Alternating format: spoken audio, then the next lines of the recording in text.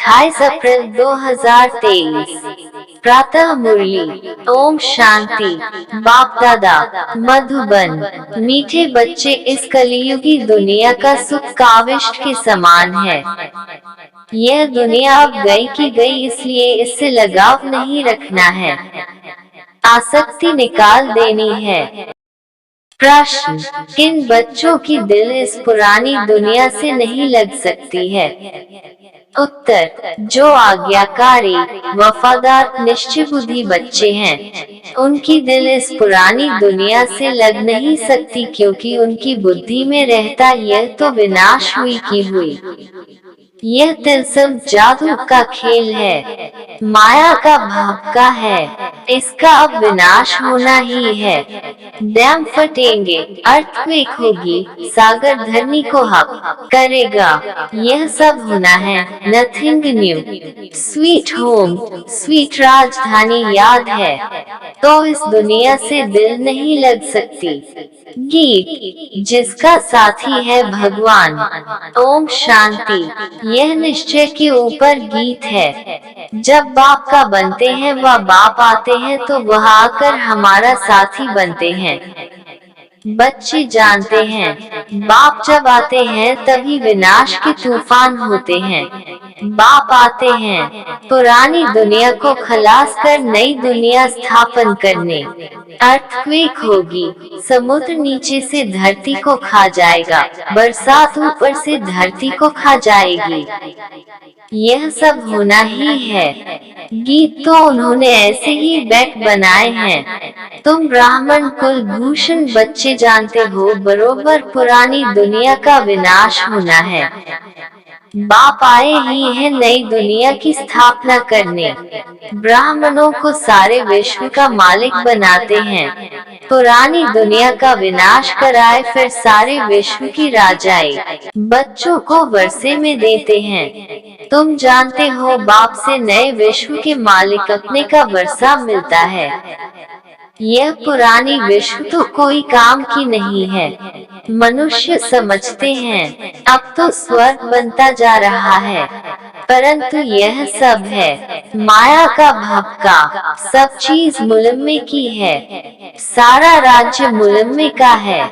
रूनिय के पानी मृग तृष्णा समान है, इसमें मनुष्य खुश होते हैं।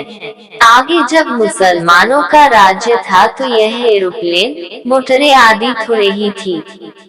यह सब माया का भपका है। कितने प्लान्स बनाते हैं, बच्चे जानते हैं, यह सब विनाश होने हैं। अर्थक्वेक होगी, यह डैम्स आदि सब पानी ही पानी कर देंगे। मनुष्य समझते हैं इससे सुख मिलेगा, परंतु इन सब से डैक ही मिलेगा। यह एरोप्लेन भी डैकदाई बन पड़ेंगे, बॉम्ब्स गिराएंगे, तो बच्चे यह सब बातें भूल जाते हैं। इसलिए पुरानी दुनिया में दिल लग जाती है। जो बाप के आज्ञाकारी, वफादार, पूरे मददगार बच्चे बनते हैं, पक्के निश्चय बुद्धि हैं, वह तो जानते हैं कि कुछ भी हो, यह कोई नई बात नहीं है। यह तो अनेक बार पुरानी दुनिया का विनाश हुआ है, सो अब होना है जरूर। वह समझते हैं बहुत नई नई चीजें बन रही हैं, स्वर्ग बन रहा है, और तुम बच्चे सिर्फ जानते हो कि यह तो तिलस्म जादू का खेल है। जैसे कोई पुराने सोने को रंग रूप लगाकर चमकदार बना देते हैं, वैसे इस पुरानी दुनिया को भी रंग रूप देकर चमकदार बनाने के सब तरफ प्लान्स बनाते रहते हैं। उनको यह पता ही नहीं है कि विनाश होना है। यह तो तुम ब्राह्मण ही जानते हो कि यह पुरानी दुनिया विनाश होनी है। मनुष्य तो कह देते हैं कि यह पुरानी दुनिया विनाश होगी, फिर नई दुनिया भगवान आकर स्थापन करेंगे। पहले ब्रह्मा को रचेंगे, फिर उनसे मनुष्य सृष्टि पैदा होगी। सो तो पता नहीं कब होगा। यह सिर्फ तुम बच्चों को बाप बैठ समझाते हैं। भगवान की है श्रीमत। अब श्रीमत जब कहा जाता है तो जरूर समझना चाहिए, यह तो ऊंच भगवान की ही मत है। श्रीमत ब्रह्मा की व विष्णु की नहीं कहते हैं।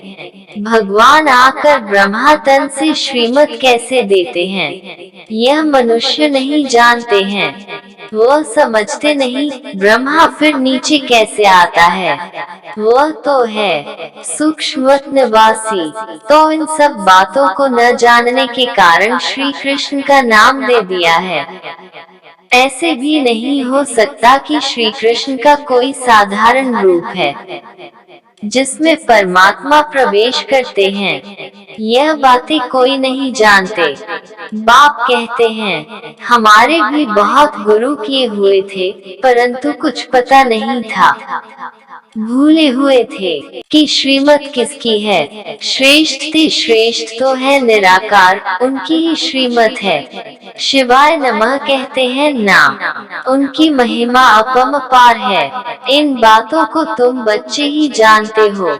यह सब बातें किसको बुद्धि में बिठाने में कितनी मेहनत लगती है। अब भक्तों को भगवान की मत चाहिए। यह तो ड्रामा में नूंद है। गीता के भगवान ने आकर भक्तों को मत दी है, तो भक्तों का उद्धार कैसे हो। भक्त फिर कह देते हैं भगवान सर्वव्यापी है। भक्त ही भगवान है, तो बताओ उनका क्या हाल होगा। अब बाप बैठ समझाते हैं कि भगवान एक है, वह आते ही है भक्तों की रक्षा करने। इस समय मनुष्य सब रावण की शोकवाटिका में है। कोई भी मनुष्य साधु संत आदि रक्षा नहीं कर सकते हैं। भक्तों की रक्षा भगवान को करनी है। मनुष्य यह नहीं जानते हैं कि हम पतित दुनिया नरक में निवास कर रहे हैं। पावन दुनिया स्वर्ग को कहा जाता है। यह बातें समझेंगे फिर भी कोर्टों में कोई। कल पहले वाले सिकिंदे बच्चे ही आएंगे। कल तुम सिकिंदे बनते हो, फिर कोई तो पूरा बनते हैं। कोई को तो माया कच्चा ही खा जाती है। बाप को याद न करने से झट विकारा जाते हैं। पहला विकार देह अहंकार आया, तो फिर औरों की भी चेष्टा होगी। इसलिए बाप कहते हैं देही अभिमानी बनो, क्योंकि सबको वापस जाना है। यहाँ तो डैक ही डैक है। कलियुगी दुनिया का सुख काग विष्टा के समान है। यह तो सन्यासी भी कहते हैं, और तुम भी समझते हो। नरक और स्वर्ग को तुम बच्चे जानते हो। नरक में तो कोई सुख नहीं। नरक में कोई से भी लगाव रखना, अपना पद भ्रष्ट करना है। कोई भी चीज में आसक्ति नहीं रखनी है। समझाना चाहिए यह तो पुरानी दुनिया खत्म होने वाली है। यह दुनिया कोई काम की नहीं है। पहले देह अभिमान आने से उनके साथ दिल लगती है। देही अभिमानी फिर इस पुरानी दुनिया से जैसे उपराम रहेंगे। वो होता है हद का वैराग्य। यह है बेहद का वैराग्य। हम इस पुरानी दुनिया को भूलते हैं। यह बिल्कुल ही डैक देने वाली है। इनसे बाकी थोड़ा सा काम लेना है। यह गई की गई, बाकी 2 घड़ी के हम मेहमान हैं। तो ब्राह्मण ही कहते हैं कि हम पुरानी दुनिया में 2 घड़ी के मेहमान हैं। हम अपने स्वीट होम, स्वीट राजधानी में आकर सुख भोगेंगे। अब हमको जाना है। यह पुरानी दुनिया कब्रिस्तान होनी है, इसलिए देह सहित सब कुछ भूल जाना है। यह शरीर पुरानी जुत्ती है, इसको अब छोड़ना है। योग में रहना है। योग में रहने से आयु बढ़ेगी तो हम बाप से वर्षा लेंगे। देह अभिमानी की आयु बढ़ नहीं सकती, उनका देह से प्यार हो जाता है। कोई का शरीर अच्छा है तो देह से प्यार होता है। अच्छी रीति मलते रहेंगे, जैसे बर्तन मले जाते हैं। जितना तुम योग में रहेंगे उतना आत्मा प्योर होती जाएगी, फिर लायक बनेंगे नया बर्तन लेने के। हम शरीर को भल कितना भी साबुन, वैसलीन, पाउडर आदि लगाएं, फिर भी पुराना शरीर है ना। पुराने मकान को कितना भी मरम्मत करो तो भी जैसे खंडहर है, तो यह शरीर भी ऐसे है। अपने से ऐसी ऐसी बातें करेंगे तब बाप और वर्षे से दिल लगेगी, और कोई चीज से दिल नहीं लगानी है। मैं आत्मा हूँ, बाप के पास जाने वाली हूँ। बाप को याद करने से फायदा होता रहता है, आयु बढ़ती रहती है। आत्मा समझती है मैं योग बल से प्योर होती जाती हूँ। यह मेरा शरीर कोई काम का नहीं है।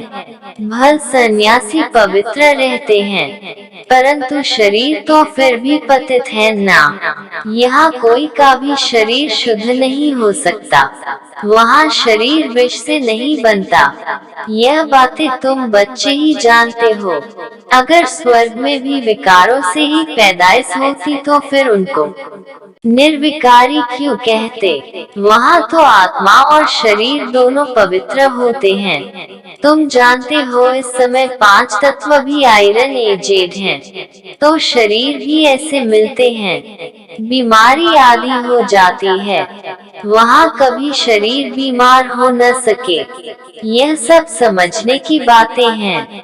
वहाँ तुम्हारे शरीर भी नए बनते हैं, सतो प्रधान प्रकृति बन जाती है।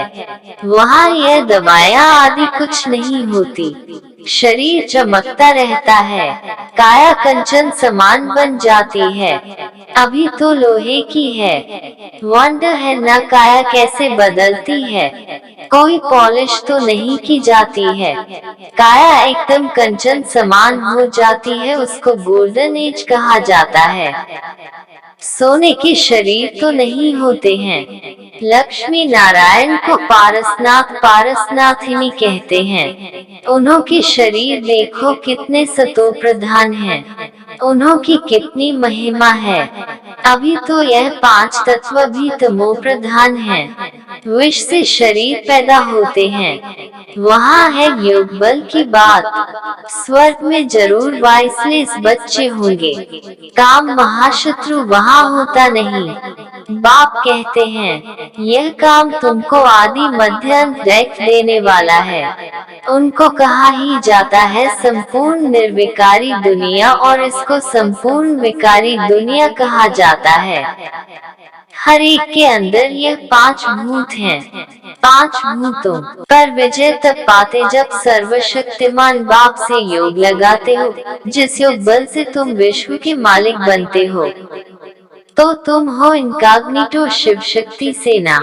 सेना शिव बाबा से योग लगाकर शक्ति ले रही है। वह सर्वशक्तिमान बाप है, ही स्वर्ग की राजधानी स्थापन करने वाला गॉड फादर। वह आते ही हैं तुमको स्वर्ग का मालिक बनाने। अभी तुम स्वर्ग के लायक नहीं हो। मैं कल्प आकर तुम बच्चों को स्वर्ग की राजधानी में राज्य करने के लायक बनाता हूँ। अभी तुम हो नर्क के मालिक। मनुष्य कहते भी हैं फलाना मरा, स्वर्गवासी हुआ। बिल्कुल समझते नहीं हैं कि हम नर्क में हैं। स्वर्ग का वास्तव में कोई को पता ही नहीं है। कहते हैं जिनके पास धन दौलत बहुत है, उनके लिए यहाँ ही स्वर्ग है। अरे इतनी बीमारियां आदि लगी पड़ी हैं, इसको स्वर्ग कैसे कहेंगे। स्वर्ग तो सतयुग को कहा जाता है, कलियुग में थोड़े ही स्वर्ग है। बाप ने समझाया है यह है विकारी दुनिया। हर एक नारी द्रौपदी पार्वती है। हर एक नारी को अमरनाथ अमृता सुनाते हैं। हर एक द्रौपदी नंगन होने से बच जाएगी। यह बातें बेहद का बाप बैठ समझाते हैं। वह ही वाइसलेस वर्ल्ड, संपूर्ण निर्विकारी दुनिया, विकार बिल्कुल नहीं। आत्मा आकर प्रवेश करती है तो उस समय गर्भ में बिल्कुल प्योर रहती है। आत्मा भी प्योर आती है, इसलिए उनको गर्भ में भी कोई सजा नहीं भोगनी पड़ती है। यहाँ तो सभी को सजा मिलती है। अच्छा, मीठे मीठे सिकीले बच्चों प्रति माता पिता बाप दादा का याद प्यार और गुड मॉर्निंग।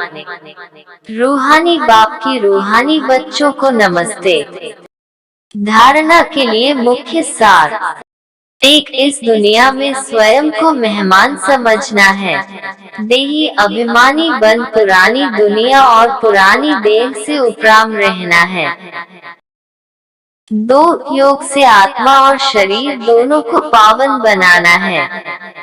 पुराने शरीर तरफ आकर्षित नहीं होना है, इससे लगाव नहीं रखना है। वरदान, शांति के अवतार बन विश्व में शांति की किरणें फैलाने वाले शांति देवा भाव। जैसे छोटा सा फायरफ्लाई जुगनू दूर से ही अपनी रोशनी का अनुभव कराता है, ऐसे विश्व की आत्माओं व संबंध संपर्क में आने वाली आत्माओं को महसूस हो कि शांति की किरणें इन विशेष आत्माओं द्वारा मिल रही हैं। बुद्धि द्वारा अनुभव करें कि शांति का अवतार शांति देने आ गए हैं। चारों ओर की अशांत आत्माएं शांति की किरणों के आधार पर शांति कुंड की तरफ खींची हुई आए। इस शांति की शक्ति का अभी प्रयोग करो। स्लोगन, जिनका स्वयं पर व्यक्तिगत अटेंशन है, वे अंतर्मुखी बनकर फिर बाह्यमुखता में आते हैं। ओम शांति, ओम शांति, ओम शांति।